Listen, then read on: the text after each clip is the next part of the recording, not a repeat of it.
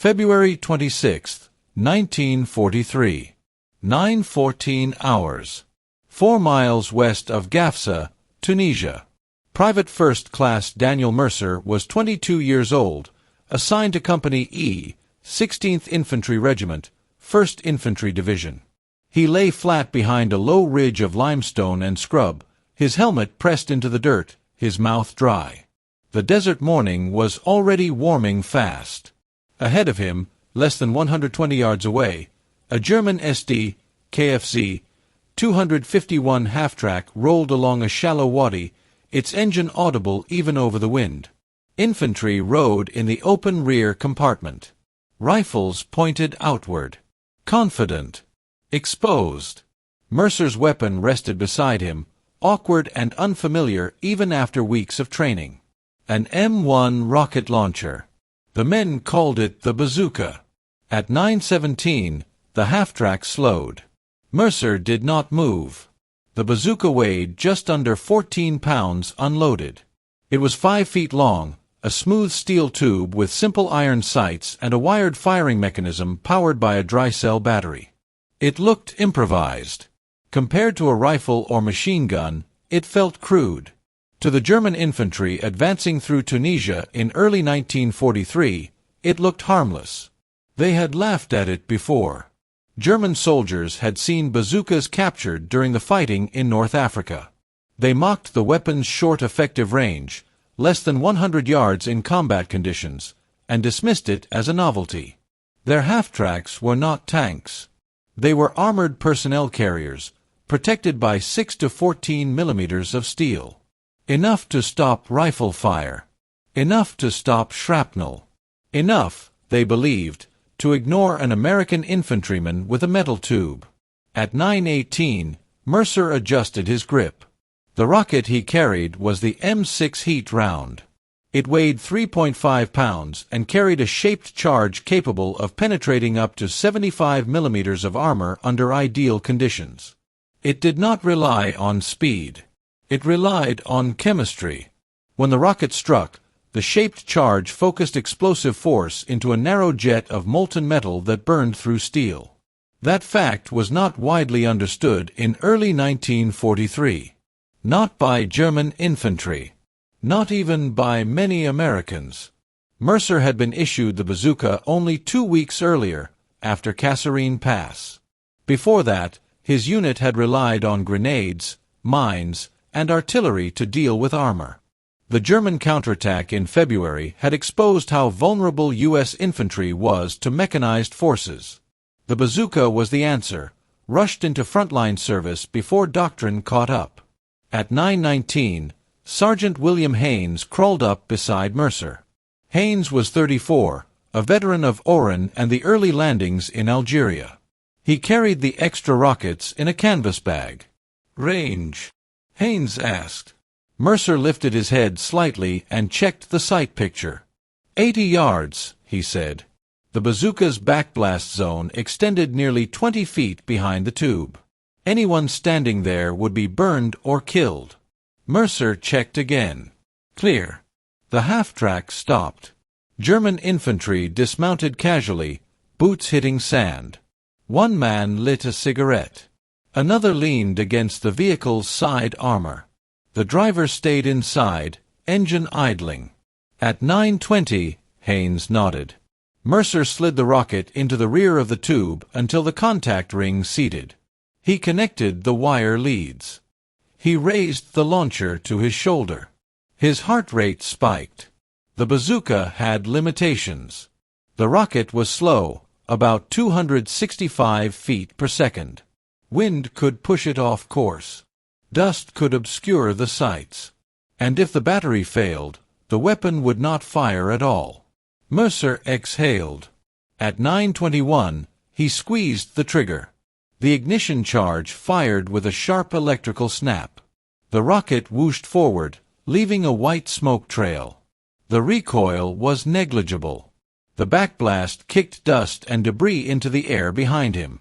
The rocket struck the half-track side armor just below the open troop compartment. There was a brief flash, then a concussive crack. The shaped charge burned through the steel plate and detonated inside the vehicle. Shrapnel, molten metal, and blast pressure tore through the interior.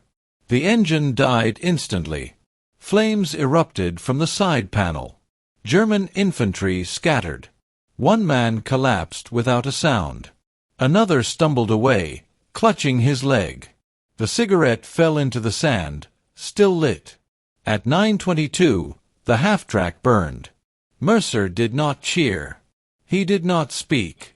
He watched, stunned, as the vehicle that moments before had seemed unstoppable was reduced to scrap metal and smoke by a single infantry weapon.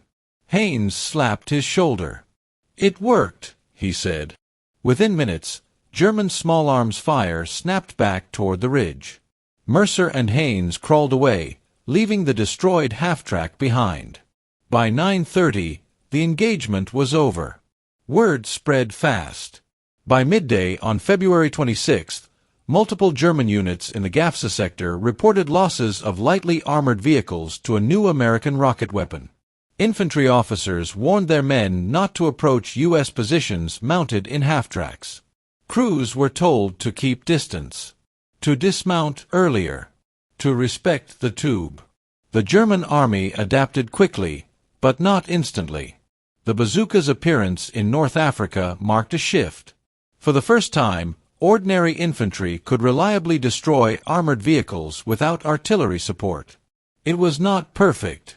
Its range was short. Its accuracy was inconsistent. But against half-tracks, armored cars, and even early model tanks from the flank or rear, it was devastating. Mercer would fire the bazooka 3 more times that day. 2 rockets missed. One struck another half-track at close range and disabled it. Each shot taught him something about distance, wind, and nerve. By nightfall, Company E had advanced nearly a mile. German infantry no longer laughed at the weapon. They studied it instead. And across the front, engineers in Germany were already working on answers of their own. February 27, 1943. 6:42 hours. Forward assembly area outside Spitla, Tunisia. Mercer woke before dawn, his uniform stiff with sweat and dust. The night had been cold, the kind of cold that crept through wool and canvas. He sat up, checked his boots, and reached instinctively for the bazooka tube lying beside him. It was dented now, scratched along the length, the paint burned away near the muzzle from repeated firings. By 7:10, Company E was moving again. The German retreat after the failed counteroffensive had been uneven. Some units pulled back in order. Others fought delaying actions, using terrain and mobile firepower to slow the American advance. Half-tracks still appeared on the roads, but now they kept distance. Crews dismounted earlier. Infantry spread out. The easy confidence Mercer had seen the day before was gone.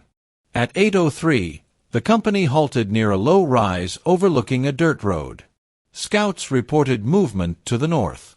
Mercer and Haynes took position behind a collapsed stone wall, the launcher resting on sandbags scavenged from an abandoned Italian post. This time, the Germans were cautious. At 8:17, a pair of Sd.Kfz 250 light half-tracks crept forward, engines barely above idle. Infantry walked alongside them, spaced out, scanning the terrain. One soldier carried binoculars. Another pointed toward the ridge. They had learned. Mercer adjusted the sights. 80 yards again. Maybe 90. The bazooka's effective range was officially listed at 100 yards, but hitting a moving target beyond 70 required luck and practice. Mercer had both, but not much of either. At 8:19, Haynes leaned in. "Wait," he said. The Germans advanced another 10 yards, then stopped. One half-track backed up slightly, keeping its frontal armor angled. They were baiting a shot, trying to reveal the launcher's position. Mercer held his breath. At 8:21, a German machine gun opened fire from the treeline. Tracers snapped over the ridge. Sand kicked up around the wall. Mercer flinched but stayed down. This was the bazooka's weakness. Once fired, the smoke trail gave away the shooter's position immediately. German units were beginning to respond with suppressive fire the moment they suspected a rocket team was nearby. At 8:23, artillery shells landed behind the ridge. The concussion rattled Mercer's teeth. "Now," Haynes said. Mercer rose just enough to sight the nearer half-track. He fired. The rocket struck low, hitting the road just short of the vehicle. It detonated harmlessly in a plume of dust and smoke. German fire intensified instantly. Mercer rolled back behind cover as bullets shredded the wall above him. The half-tracks reversed at speed, engines roaring. The moment was gone. By 8:40, the road was empty again. That miss mattered. Over the next several days, Mercer saw how quickly German units adjusted. Half-tracks stayed farther back. Tanks screened lighter vehicles. Infantry used terrain and indirect fire to flush out bazooka teams before closing. The bazooka was no longer a surprise. It was a threat, and threats demanded countermeasures. By March 1, 1943, intelligence reports confirmed what frontline troops already knew. German engineers were examining captured bazookas in detail. They disassembled the launchers. They tested the rockets. They studied the shaped charge.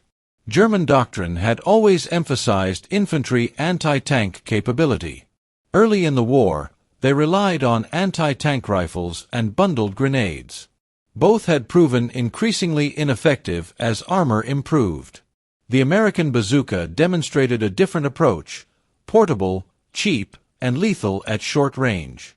The response came fast. Within months, German troops would receive the Panzerfaust, a disposable, single-shot anti-tank launcher with an oversized warhead and an effective range of about 60 meters. Later would come the Panzerschreck, a reusable launcher clearly inspired by the bazooka but larger, heavier, and more powerful. But in Tunisia, in early 1943, those weapons did not yet exist. What existed were men like Mercer, learning under fire. On March 3, at 14:11 hours, Company E engaged German forces near a dried riverbed south of Kasserine. This time, the Germans brought tanks, Panzer III models with 50 mm guns. Mercer knew better than to aim for the frontal armor. At 14:16, a tank exposed its side while maneuvering around a stand of palms. Mercer fired from less than 60 yards. The rocket struck behind the turret ring. The tank did not explode. It stopped. Crewmen bailed out seconds later, smoke pouring from the engine compartment. The bazooka had not destroyed the tank outright, but it had neutralized it. That was enough.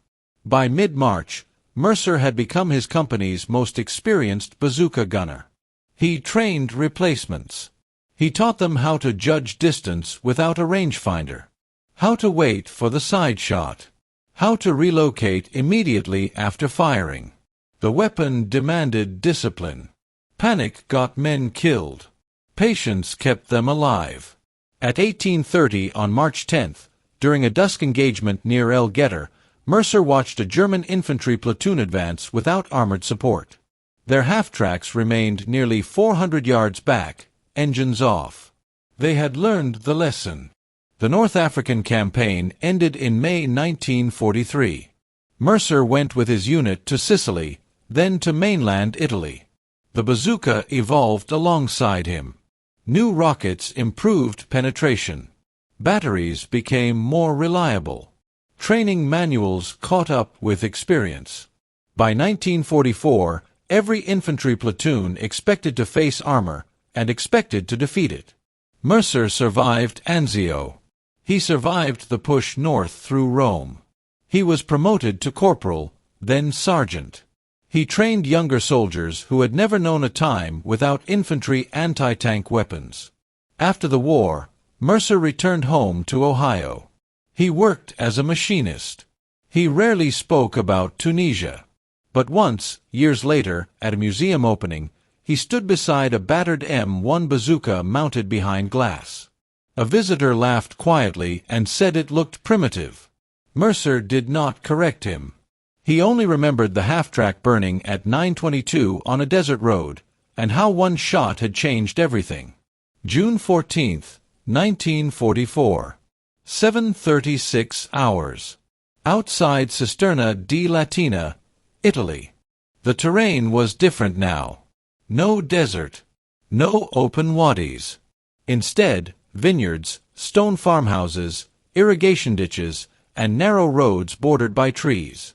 The war had slowed. German defenses were layered, deliberate, and lethal. Sergeant Daniel Mercer was no longer the youngest man in his platoon. He was 23 now, thin, sunburned, and experienced in a way no training manual could replicate.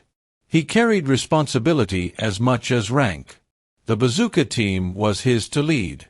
At 7:41, forward observers reported armored movement east of the town. Not tanks this time, half-tracks again.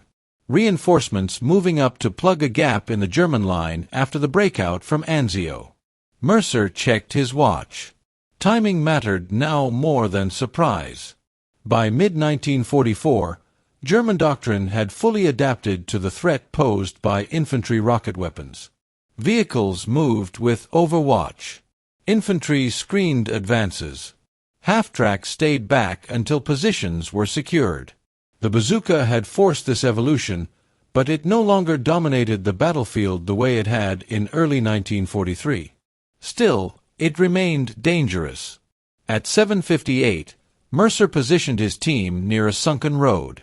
The launcher was now an M1A1 model, slightly lighter, with improved wiring and a better ignition system. The rockets were newer too, M6A3 heat rounds, with more consistent penetration and reduced risk of premature detonation. At 8:03, the half-tracks appeared. They moved cautiously, spaced out, infantry advancing ahead on foot. The Germans were doing everything right. Mercer waited. At 8:07, an American artillery barrage began to the north. The German infantry paused. The half-tracks stopped. One turned slightly to reposition. That was the opening. At 8:08, Mercer fired. The rocket struck the rear compartment of the nearest half-track, detonating among ammunition crates. The explosion lifted the vehicle's rear end off the ground. Flames followed immediately. German infantry scattered into the ditches. Machine guns opened up.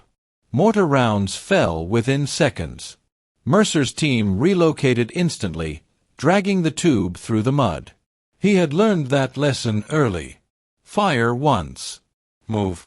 Fire again only if necessary. By 8:15, the road was blocked by wreckage. The German advance stalled. This was not a dramatic breakthrough. It did not change the course of the campaign.